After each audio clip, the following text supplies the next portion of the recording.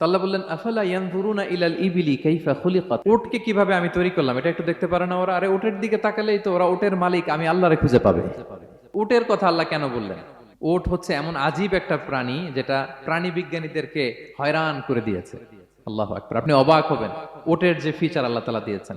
মক্কার লোকেরা উটের গোশত খাইতো, উটের দুধ খাইতো, উটের চামড়া দিয়ে দ্য ফাইনেস্ট লেদার তারা বানাতো, ওটের উপর মাল নিয়ে বোঝাই করে এক প্রান্ত থেকে আরেক প্রান্তে পাড়ি দিত, নিজেরা ওটের উপর রাইডিং করত। এবং ওট হচ্ছে এমন প্রাণী যেটা একসাথে 1 মাস না খেয়ে বেঁচে থাকতে পারে।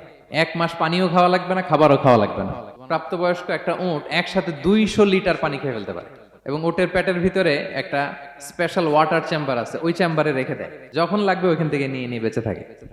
1 মাস না খেয়ে বেঁচে থাকে কি করে? ওটের পিঠে দেখবেন একটা কুজ আছে, এই পুরো কুজটা হচ্ছে চর্বির আধার। ওটের যখন খাবার থাকে না মরুভূমিতে, মাসের পর মাস যখন চলে, ওই চর্বি থেকে এনার্জি নিয়ে সে মরুভূমিতে চলে, সে না খেয়েও বাঁচতে পারে। আমাদের চোখের মধ্যে যেমনি একটা পাপড়ি, এরকম এক পাপড়ি দিয়ে উটকে আল্লাহ বানায় নাই, ডবল লেয়ারের পাপড়ি দিয়েছে। কারণ মরুভূমির মধ্যে চলতে পথে লু হাওয়া থাকবে, মরুভূমির সাইমুম, বালুর ঝড়, এই ঝড় মোকাবেলার জন্য, লু হাওয়া মোকাবেলার জন্য ডবল লেয়ারের চোখের পর্দা। একটা পর্দা ফেলে রাখে আর একটা খুলে সে হাঁটতে থাকে, তার কিছুই হয় না। সুবহানাল্লাহ। আমাদের 98 ডিগ্রি ফারেনহাইটে স্বাভাবিক তাপমাত্রা, তাই না?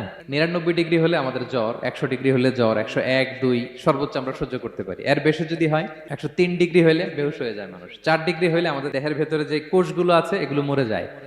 কিন্তু একটা উট মরুভূমির তাপমাত্রায় প্রতিদিন 104 ডিগ্রি 5 ডিগ্রি তাপমাত্রা সহ্য করে খুব স্বাভাবিক উট চলতে পারে, তার কিছুই হয় না। এবং মরুভূমির মধ্যে যে ক্যাকটাস আছে, গুলমলতা, বড় বড় কাঁটা জাতীয় গাছ, যেই কাঁটা পৃথিবীর কোনো প্রাণী খেতে পারবে না, কিন্তু একটা উট অনায়াসে খেয়ে ফেলতে পারে।